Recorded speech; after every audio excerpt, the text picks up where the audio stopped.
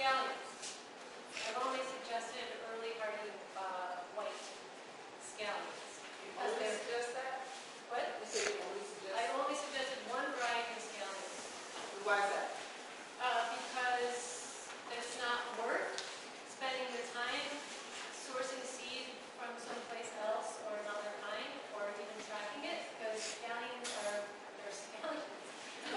The scallion is a scallion. Scallion is a scallion, and early hardy white is tried and true. It's a good, the seed grower is good, you get a good seed every time. It's cheap. But for other things, we're more picky. And some of us are even more picky than others. I'm a complete and utter tomato snob, and unabashedly. And there are only certain tomatoes I will grow, and I recommended some tomatoes for you that I will grow. And the reason is because they're easy to grow with people at market farms. And that's the most important thing. You want to grow stuff that people will buy.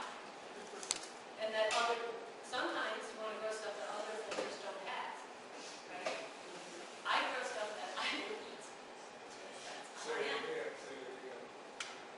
You grow stuff that you I grow stuff that I like to eat. If I don't like the way it tastes, I won't grow it.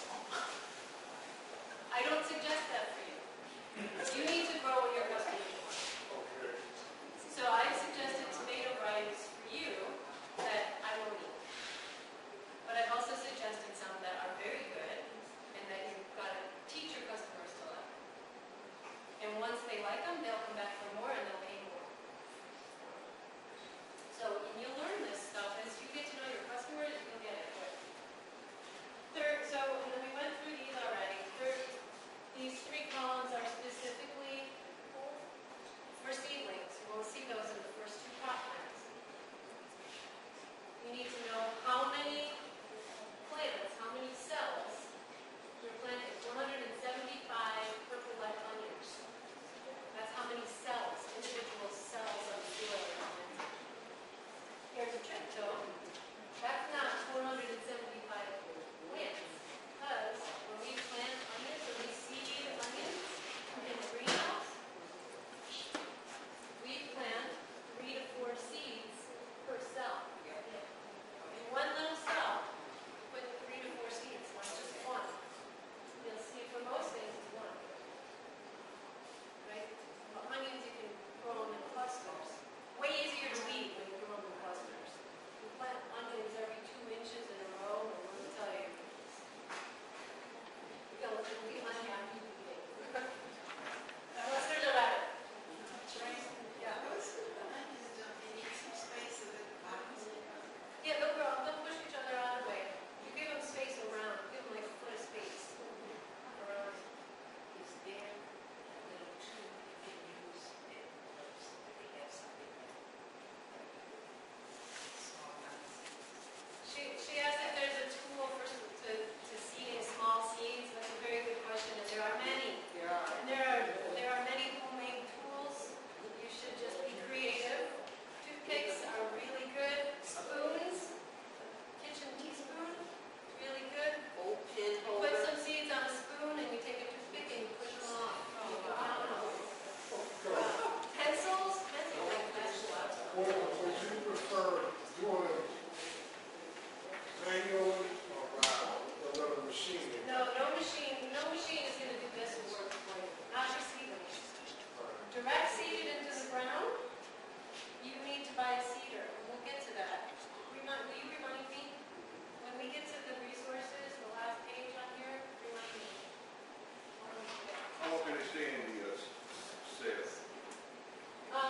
That's something you're going to have to learn how to gauge. You'll learn how to communicate with your plants.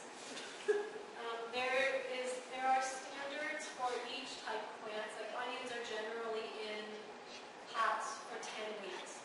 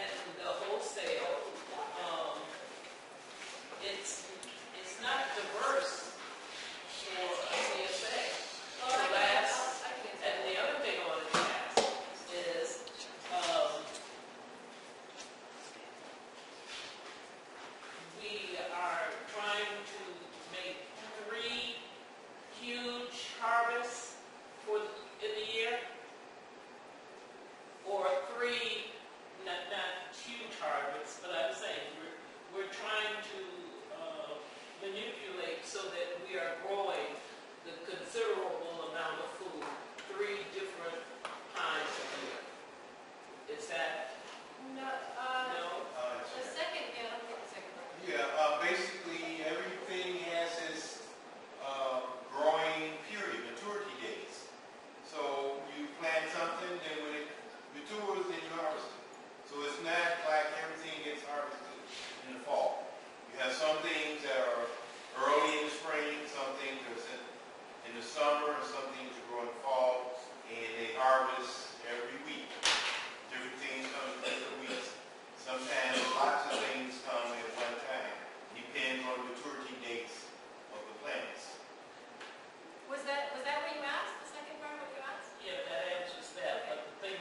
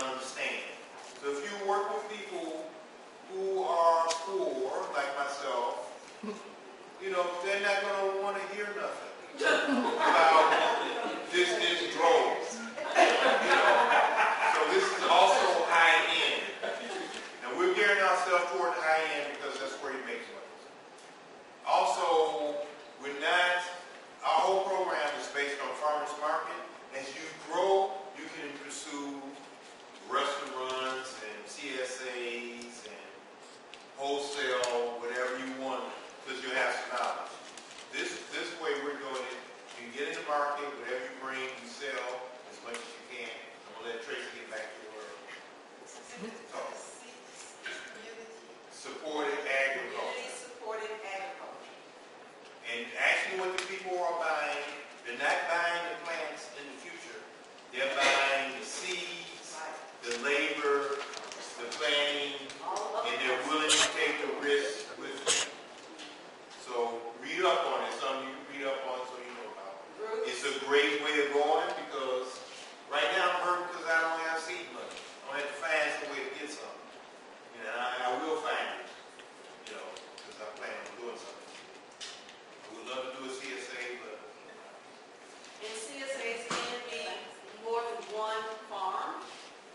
It doesn't have to be just one farm involved. I mean, it could be a couple of farms that are sharing the profits or sharing the basket load, as they say. So you may grow eggplants, another farmer may grow beets, you know, and then what you're offering to your customer is a basket of eggplant and beets.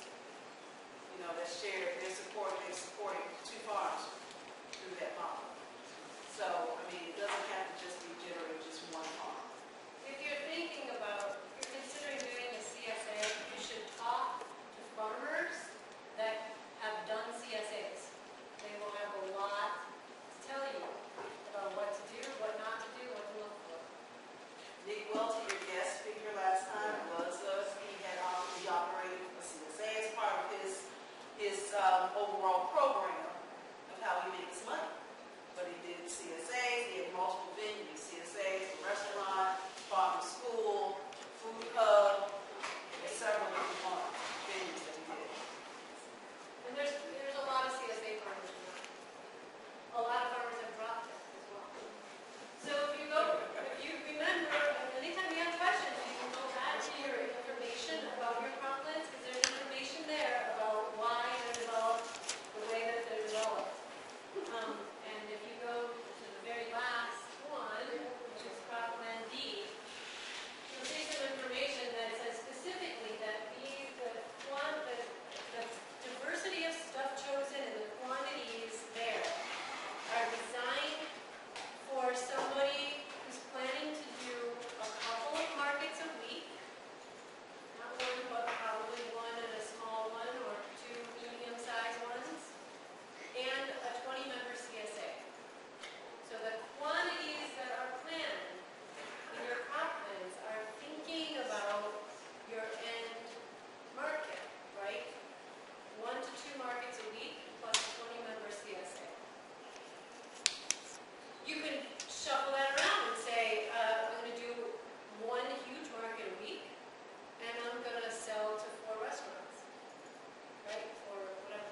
And we have it in Excel so that those who are Excel savvy, you can manipulate it to look at it from different perspectives, put in different value sets of what you want to see, and then look at it and see what the prospective outcome would be for that. So we have time this evening so those are some of the things that we're going to be entertaining with you if you want to go deeper into this and have them for your own good. and I have a caveat. The old Excel doesn't have the sorting capability as a more recent version. Yes. So don't try to do all this fancy sorting with 2003. Because you're going to sort and you'll never be able to put it back together. They made Excel look kind of like Access. We have a lot of sorting capability. So, but 2007 up. yeah, 2007 and up. Is this cropland for acre? Or No, you read it, when you read cropland, you see what size. Which All one are of you it talking about, Marcus? less than acre. All of it. 0.75 acres, I believe that's what's up there. Go back to each description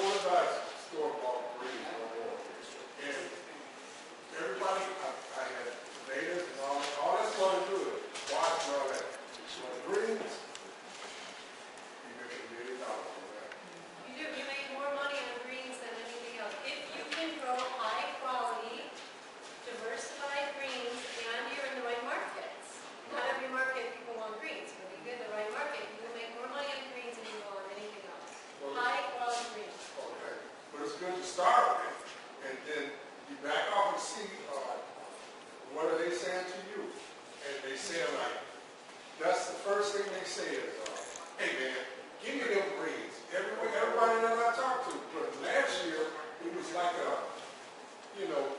sample. I'm throw it out there and see how it comes back to me. And what came back to me is like, they like the beans and all that, but the greens, you can't get enough greens. So That's a lesson in learning who you're selling to, right? You gotta learn what your customers want, and then you can cater to that.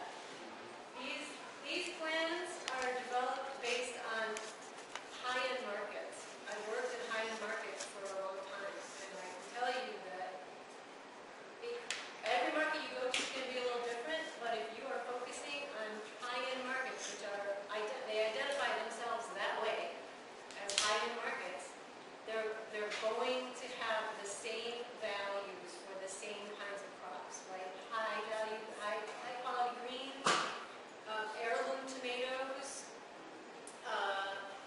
what's another big one? Specialty crops, specialty greens like microgreens and arugula, baby salad mixes, those kind of things. Those are high good stuff.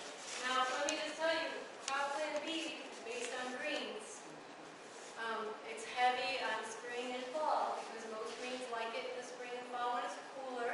There's some lettuces and whatnot through the summer, so you could continue to go to markets in the summer using just crop plan B. People will get to know you for your greens, and they will look for you in the spring and fall. You could take the summer off. Or better yet, most of us are used to going to tender crops. I hear a lot of people say, I ain't gonna start until late. But this is an opportunity to get those markets that you probably haven't got before. So you have to learn a little bit, try to start as soon as possible after the ground thaw out, from a guy named John Jevons, who has a book called How to Grow More Vegetables Than You Ever Thought on the Smallest Plot of Land Ever Possible, something like that. He has all. Ignore him because he wants you to use spin if you want to, if you want to stick Well, I'm with making spin, stick with spin. I'm John making a Jevons doesn't specific want point. The point is that, forget what I'm making. He has in his book all the temperatures for germinating, and it's all based on bacteria, because bacteria eat organic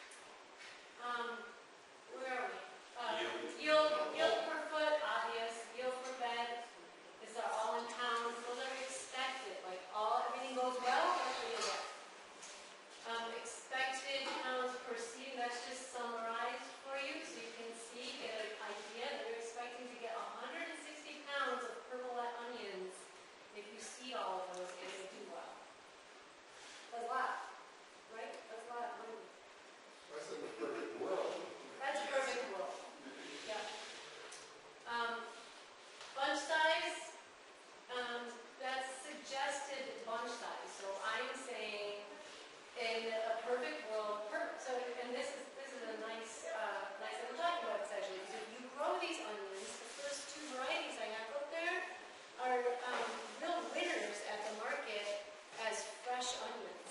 Most onions, you grow them and you dry them, you dry the tops off and then you can store them and you can sell them like through January at the farmer's market. But those first two varieties are like great to pick before, as soon as they bulb up, before they turn brown. So with the greens on them, so you get this like big giant bulb and then this big giant green thing. People go googly over those things. They'll pay crazy prices for them. And you put them in a bunch. You put a little band around like 3 or 4 of them. You get $3. They're great.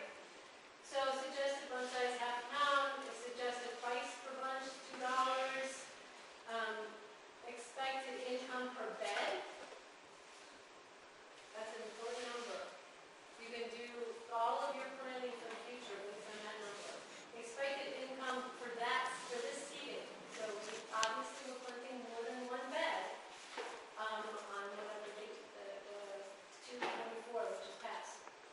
I'm not doing any of this.